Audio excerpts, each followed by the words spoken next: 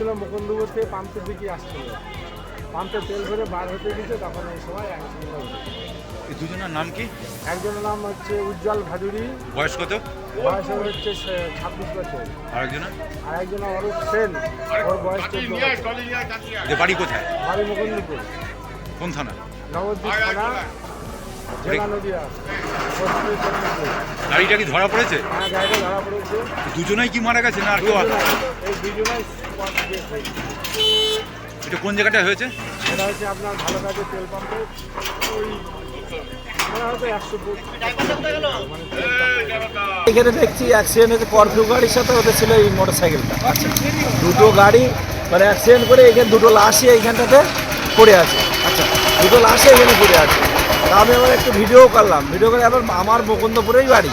আচ্ছা, ছেলে দুটোরও মুকুন্দপুরের বাড়ি, কিন্তু আমি চিনতে পারছি না ছেলে দুটোকে। আচ্ছা, আমাদের খুব পরিচিত। আচ্ছা, তার বাবাকে আবার আমি আবার আমার কাছে কাজ করছিল, ওকে আবার দিয়ে আসলাম ওর বাড়িতে। ঘটনা কতক্ষণ বাদে পুলিশ এসছে?